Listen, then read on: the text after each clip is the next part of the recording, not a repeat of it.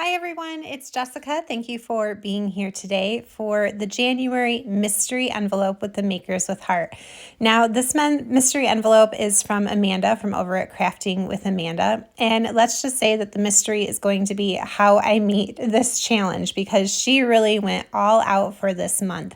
So for her rules, she actually sent us a list of things that earn points, and we are supposed to try to create a perfect 10 with our project. So you can see here, you can earn some points for certain things and you lose points for adding or doing other things. So by the technique, she meant, if you ink your edges or die cut or sew or do any paper piecing or anything like that.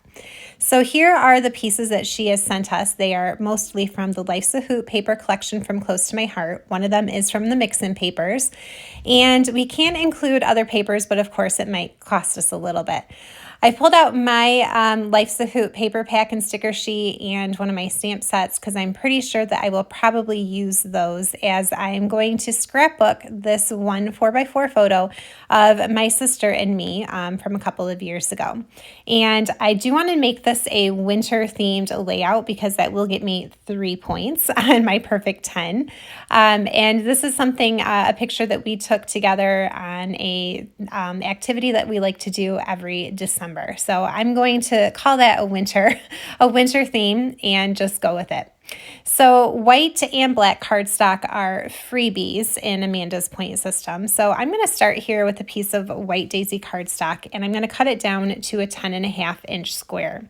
I already know that I want to mat it on that piece of periwinkle cardstock, so I'm going to go ahead and start keeping track of my point additions and deductions here. And it really was kind of a challenge, like I said, as to how I was going to create my perfect 10. I decided just to tally things up as I went along in the creative process, and then maybe when I got towards the end, really start to worry about where my points stood and kind of see what I needed to do to make that 10. Now I did end up bringing in a piece of sapphire cardstock as well to double mat that white daisy square, just because when I gutted out my periwinkle piece, I was so flustered by the point system that I wasn't really paying attention to my math, and I accidentally cut that gut too large, so I had to double mat it. So now at this point I am up to, I think, -2 is where I had started. That's why I started this. All right, and I'm going to use the pieces that Amanda has provided, and I'm going to cut them down. At first I was just kind of cutting them in half into 2x3 rectangles, but then I realized that with the design that I had in mind, that I wasn't going to end up with a whole lot of extra white space in the middle. So I end up making them 2 3/4 inches. So I'm going to trim just a little bit off the end here after I've cut those papers in half. And then a lot of them do stay at 2 inches, but some of them I just kind of create at different widths. So they'll all be 2 3/4. Some then will be by 2 or by 1 1/4 or 1 1/2, or I just have some different measurements. But I'm just going to go through those papers that she sent and trim them up. And I am inspired by a post that I found on Pinterest, and I will try to link that in the description box down below. I want to say it was a layout that came from Scrapbook and Cards Today magazine. And so it just is a really great layout for using up tiny little bits of paper, because really it's just going to end up looking something sort of like this, where you take these little rectangles and put them across the top and the bottom. Now I had cut up that one purple piece of pattern paper that she sent, but I ended up not liking it. So I have gone ahead and pulled in 2 extra pieces of paper from my own stash, also from that Life's a Hoot. And so now that means I am at, that's another -2. I think I'm sitting at -4. I'm at -4, but I do have my winter theme, so that's a +3. For most of the creation of this layout, I sat right around either a 0 or a 1. It was like everything that I did, trying to add points in, I would somehow end up backpedaling and taking points off or doing something else. So like I said, it really was a bit of a challenge, but I loved it. It was a lot of fun and a really interesting way to create a project.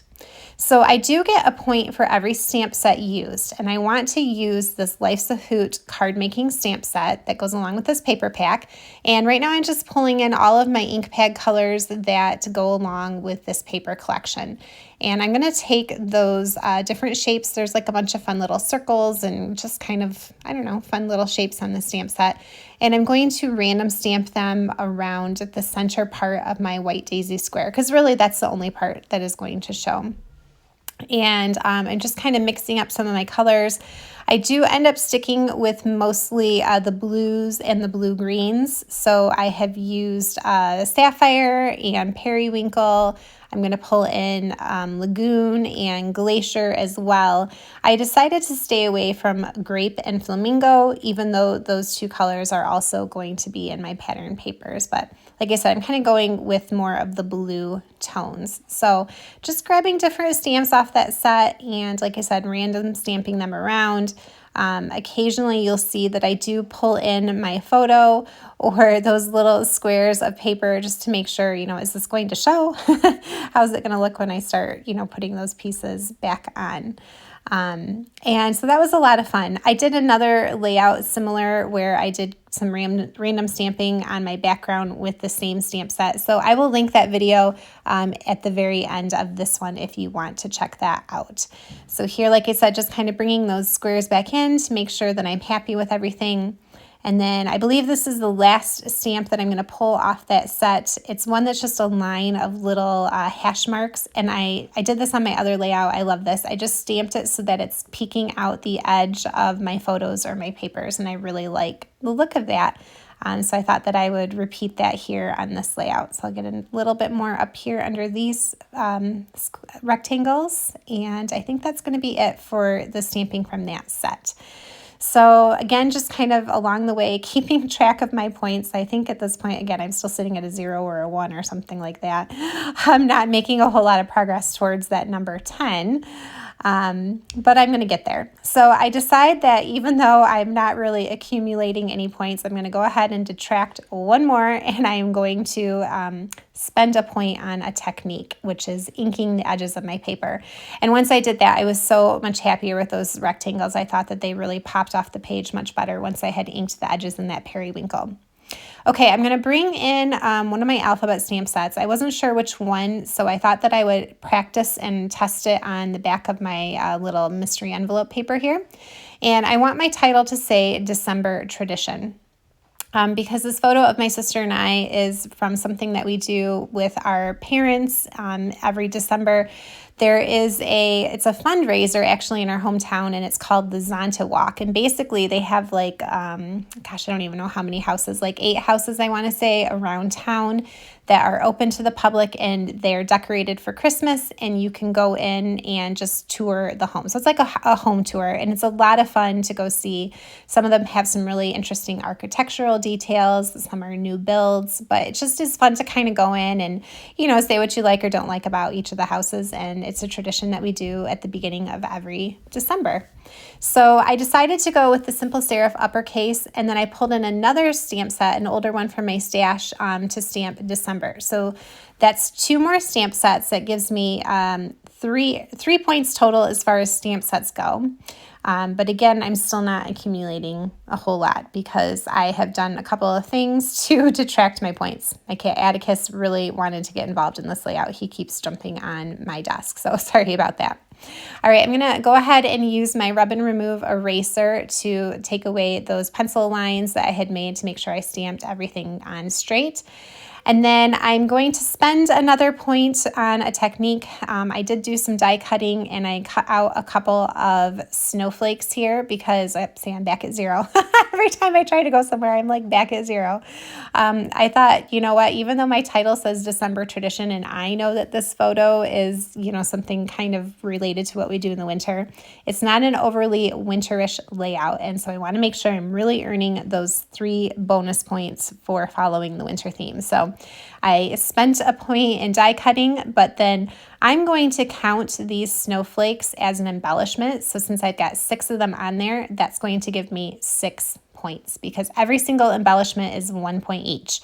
Even gems or things like that, those count as 1 per embellishment. So At this point, I've finally gotten up to the number 6, and I'm feeling like, okay, I'm getting a good thing because I'm getting close to the end of this layout.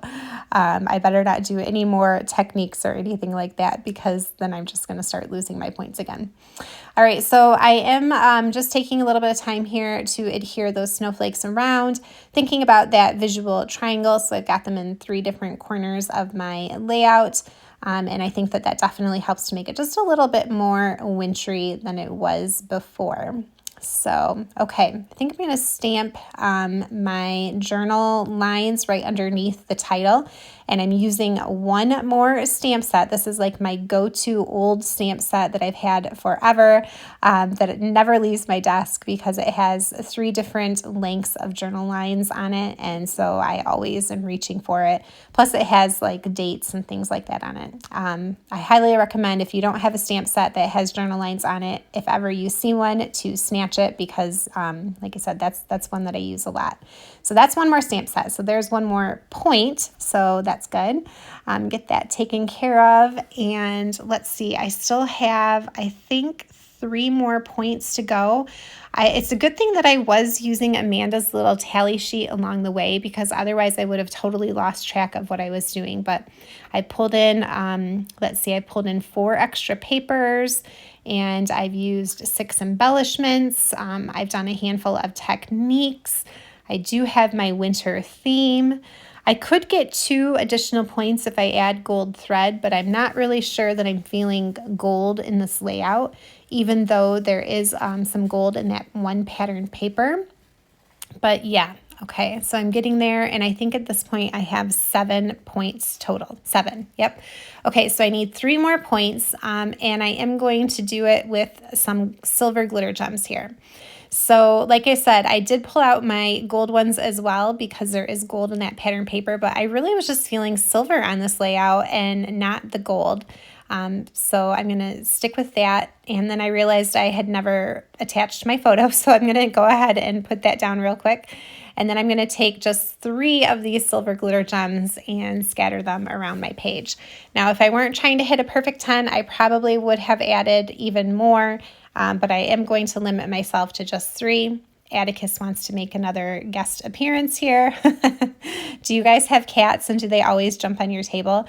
Normally it is my kitten Petunia who likes to hop up there and kind of get in the way of my projects, but today, for whatever reason, it was Atticus. All right, that's it. I have hit a perfect 10. Thank you to Crafting with Amanda for sending out this month's mystery envelope challenge. It was definitely a lot of fun, and I really liked it. You can see all of the other Makers with Heart and their videos and how they hit the perfect 10. They're all releasing today, and I will leave that link, all those links down in the description box down below. I hope you've enjoyed watching. Thank you so much for coming by today, and if you're not already a subscriber, I would love for you to hit that subscribe button. And if you want to leave me a comment down below, I love reading those as well. Thank you again, guys. Have a great day. Happy crafting. Bye.